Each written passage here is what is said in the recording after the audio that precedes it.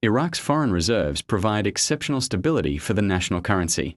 Iraqi Dinar dollar. The Prime Minister's financial advisor, Mizar Mohammed Saleh, confirmed on Friday that the Central Bank of Iraq enjoys substantial foreign reserves that represent the primary backing for the national currency. These reserves are managed within a diversified foreign currency investment portfolio in accordance with the highest standards of global banking efficiency and professionalism.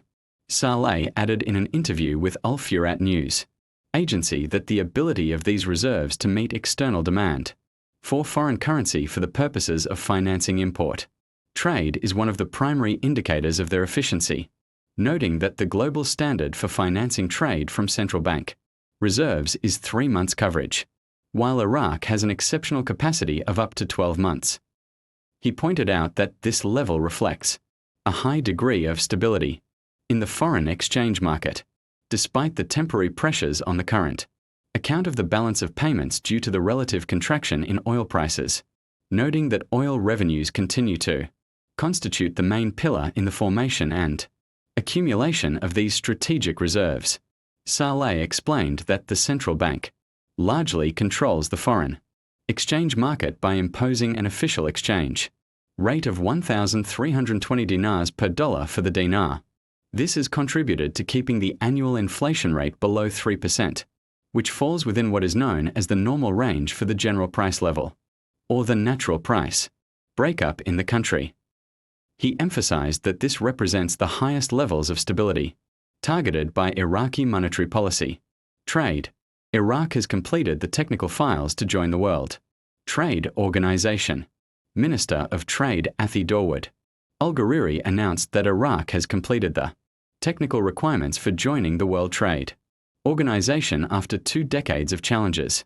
Al-Ghariri stated in a statement that Iraq has completed all the technical files required to join the World Trade Organization after a negotiating process that spanned more than 20 years, during which Iraq faced numerous challenges and delays. The minister explained that this achievement was accomplished during the term of the current government through intensive, qualitative efforts that surpassed what was accomplished in all previous stages combined, stressing that Iraq is now in an advanced position, paving the way for fulfilling the requirements for full membership. Al-Ghariri explained that the national team concerned with accession, in coordination with the relevant ministries and sectoral bodies, and in partnership with international institutions, completed the review and update of all technical files, which included the Foreign Trade System Memorandum, the Legislative Implementation Plan, agricultural support tables, the import. He confirmed on Wednesday that adjusting the dollar exchange rate falls within the purview of the Central Bank of Iraq, noting that this measure is a monetary policy tool aimed at achieving economic stability and combating inflation or deflation. Nouri stressed to Al Furat News agency the need to achieve harmony between the monetary policy managed by the central bank and the fiscal policy undertaken by the Ministry of Finance through the general budget. The economic expert explained that raising the dollar exchange rate, i.e., devaluing the dinar, increases the amount of Iraqi dinars the Ministry of Finance receives from the central bank to cover budget expenditures. However, he warned that this measure leads to a decline in the purchasing power of citizens, especially those with limited income. In contrast, Nouri explained that depreciating the dollar, i.e., increasing the purchasing power of the dinar, reduces the amount of dinars the Ministry of Finance receives, creating difficulties in implementing the general budget, particularly the operational portion.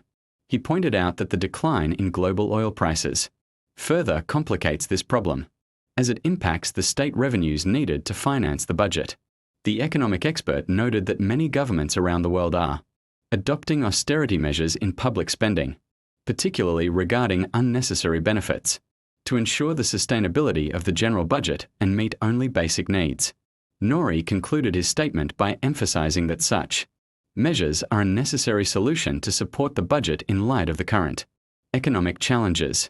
MP. Government silence on U.S. withdrawal is suspicious and dangerous. The 21st of August 2025. MP. Government silence on U.S. withdrawal is suspicious and dangerous information, exclusive. MP Mukhtar al-Musawi called on the Iraqi government on Thursday to issue an official statement clarifying its position on the announced withdrawal of US forces from the country. He noted that Washington's movements from Ain al-Assad air base toward other bases in Erbil raise serious doubts about its intentions. The rapid deployment of US forces to the region without any official clarification from Baghdad reflects plans that may be hidden from the government and public view. Al-Musawi told Al-Maluma, "The region is behaving as if it were a separate entity from the state, and this complicates the security and political landscape."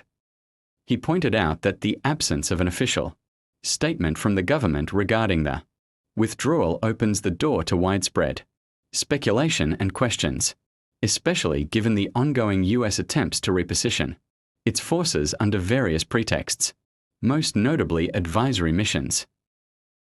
Today there is cause to celebrate but also to caution us investors. We must remember that there are political motives behind the scenes working within Iraq, but also at the same time, the central bank keeps moving ahead with the financial reforms and its goals of financial freedom for Iraq. It is a growth process for Iraq both politically and economically. To hit the world stage again is an uphill battle, but I am confident that Iraq is meeting the challenge and will soon emerge as a financial giant. In today's news, it tells us that they must keep the inflation rate low at all means possible, and this keeps the purchasing power of the dinar high. This is one of the main goals of the central bank. It also gives us a lesson on raising the value of the dinar, as remember that keeping the sole peg to the dollar is actually a counter-mechanism, working against the raising of the value of the dinar. It hurts the dinar, not help it. It is like a sore thorn in there as that they can't remove until they get off the de facto peg to the dollar. And they won't do this until they get off the petrodollar. In my eyes, the news today is all still very good news. This first article today titled, "The Government is Responsible for Improving the Classification of Iraq's Sovereignty," to me displays much of what I just said about Iraq having to dig itself out of the sanctions mode and progress to a global entity. It shows the uphill battle that Iraq must face. I will quote from the article. The ministry presented the financial documents, which resembled the Iraqi currency.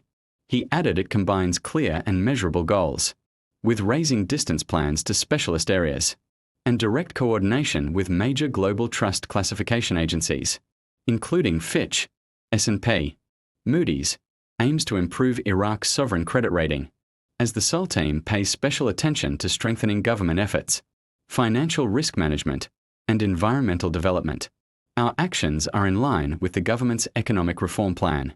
The statement said the comprehensive national strategy aims to improve the classification of Iraq's sovereignty, which will contribute to enhancing international confidence in the national economy and opening up vast opportunities of foreign investment, direct and indirect. What else is in the news? The next set of articles talk about the progress in the areas I have previously brought to your attention, as needed on my list of the 5 main issues.